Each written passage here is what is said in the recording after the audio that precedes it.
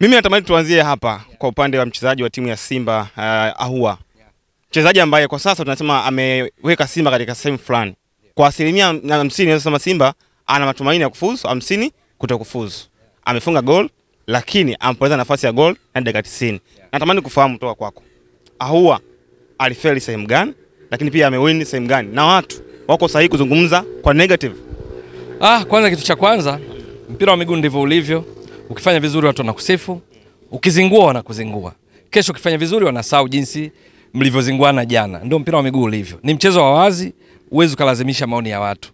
Lakini nikwambie tu Chris na watazamaji wako, ni kwamba Jasha Ahoua ukizama ndani ukaangalia zinaitwa small details ambazo hizi huwa wanafanya sana makocha na wale ambao wanafanya udadisi kabla ya kuzungumza kwa fact, ili usizungumze kwa hisia.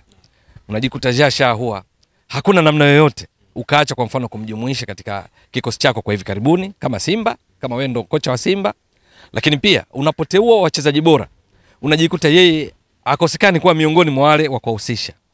Ni kweli kilichomharibia kikubwa na amekuwa na bahati mbaya mpaka anazungumzwa hasi ni bao lilokosa katika dakika ya 90 ongeza 6, yani dakika 6 za ziada za muda ule wa kawaida kuisha dakika 90, muda ambao mwamuzi Jacques Ndala kutoka Jamhuri ya Kidemokrasia ya Kongo alikuwa akifidia nyakati zilizopotea kwa sababu mbalimbali wakati wa kucheza zile dakika 45 za kipindi cha pili.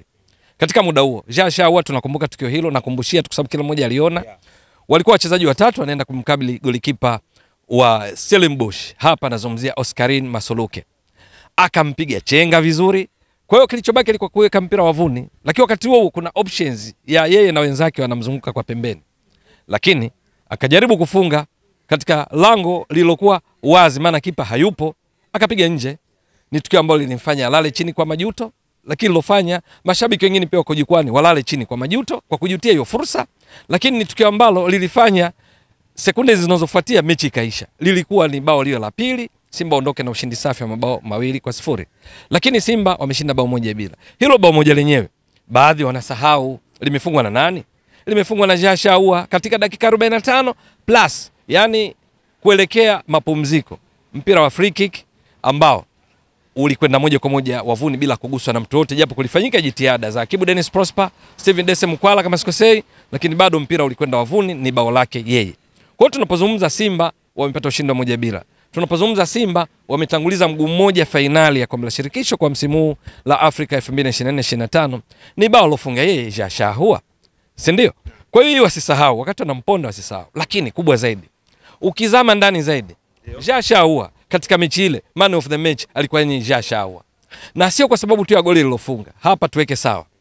Ni kwamba alikuwa na mchango mkubwa katika kufanikisha majukumu aliyopewa. Ninaposema hivi haimaanishi alikuwa azingui. Yapo matukio alizingua. Na hamna mchezaji uwanjani katika mechi ile na katika mechi yoyote tutakayoshuhudia mpira wa miguu provided kwamba alimradi kwamba wachezaji ni binadamu, hayupo anayefanya ufanisi wake 100% mechi nzima.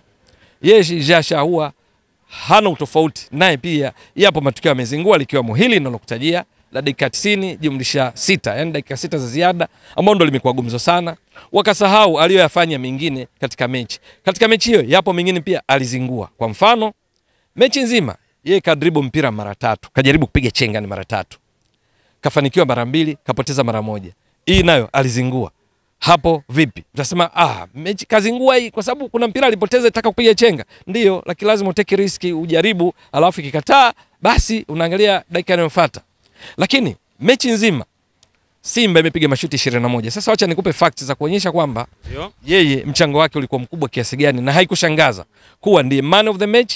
Wachezaji wote wa Simba, wachezaji wote wa Stellenbosch waliokuwa uwanjani kwenye uwanja New Amani Complex, best performer ni Jasha Ahoua, aliscore 8.5 kati ya 10 ambao ni 85%.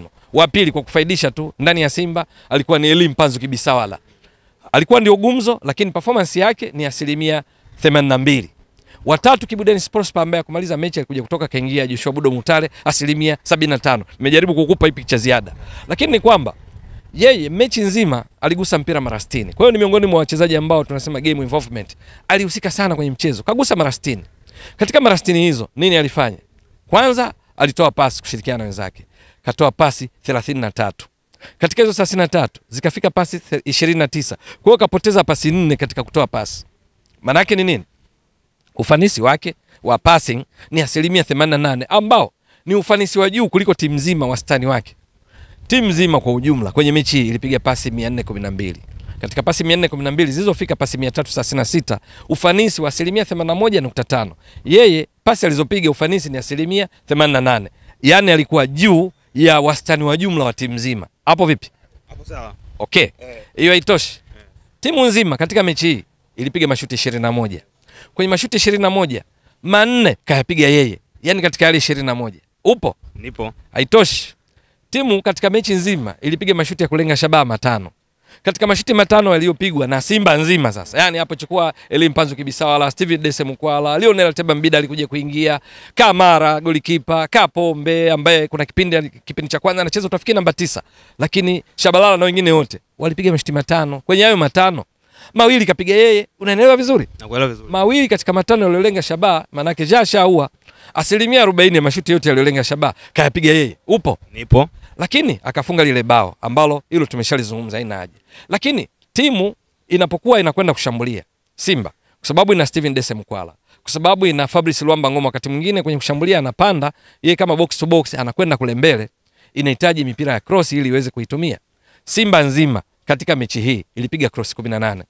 Katika cross 18, 7 kazipiga Ahua. Unaelewa vizuri? Nakuelewa vizuri kabisa. Nyingine 7 alipiga Mpanzu. Lakini katika hizo cross 18 zilizofika kwa offside kwa cross 6 tu mechi nzima. Katika 6, 3 kazifikisha Ahua, ambao ni 50% ya cross zote zilizopigwa na Simba zilizofika kwa offside.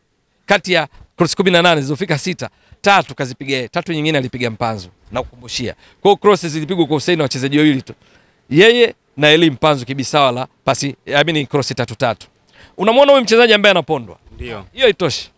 Mechi nzima Jashaua akiwa kama akicheza nyuma ya mshambuliaji kinara, eneo la ubunifu, kwa sababu kwenye mpira wa miguu kuna eneo la build up phase, kwenye nyakati stage ile ya kutengeneza mashambulizi kule nyuma, kipa kwa mabeki wake wakati, tunazungumzia kwa Shamuka Rabu, tunazungumzia kwa Braza Kiamza, alafu kwenye progression kuendeleza mpira katikati sasa tunazungumzia kwa kina Fabrice Luamba Ngoma, tunazungumzia kwa Yusuf Kagoma, halafu kuna eneo la ubunifu. Eneo la ubunifu yeye ndo alipo pale pamoja. Hapa nazungumzia kutokea pembeni kuna Mpanzu, kuna Kibu, katikati yeye ndo master pale nyuma mshambuliaji kinara. Kwenye eneo hili yeye kwa uhakika kabisa akapiga zile pasi nilizokuambia, si ndio? Lakini hakucheza faulo hata moja kwa dakika 90, lakini yeye kachezewa faulo 4, ikisababisha Simba wapate kupiga mipira hatarishi ya faulo kuelekea lango la Stellenbosch 4 kutokana na jitihada zake. Hiyo haitoshi. Kuna kipindi Simba wanakuwa hawana mpira wao, wana jukumu la kuzuia. Badala kuwa offensive kwenye kushambulia, wanakuwa wanazuia. Jukumu hilo linahitaji wachezaji wenye kujituma sana katika muda wote, kuhakikisha sio tu wanaenjoy wakati timu ina mpira, lakini ikiwa haina mpira. Simba wakati haina mpira kwenye kupigania mipira sasa ya juu na ya chini, mipira ya chini kwa mfano, Simba mechi nzima imepigania mipira 60, ikafanikiwa mipira 34, ufanisi wa 57%. Jashaua mipira ya chini yeye kaipigania 8. Katika 8 kafanikiwa 6, ufanisi wa 75%, ambao ni ufanisi wa juu kuliko wa timu nzima ambao ni 57%. Sio, unaelewa vizuri? Nakuelewa vizuri. Tunakwenda kwa fact badala ya hisia.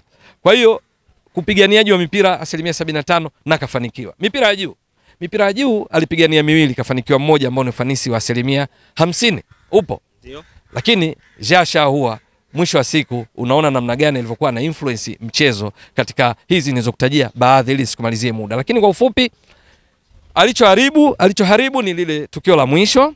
Sawa? Ndio. Kumbusha. Ndio. Alichoharibu katika cross 7, 4 zilipotea, lakini timu nzima ilipiga cross 18, 12 zilipotea. Upo zile 6 zilizofanikiwa nimekwambia yeye alifanikisha. Alichoharibu kafanya attempts kupiga mashuti 4, 2 yakatoka nje, 2 yakalenga shabaha, 1 akafunga.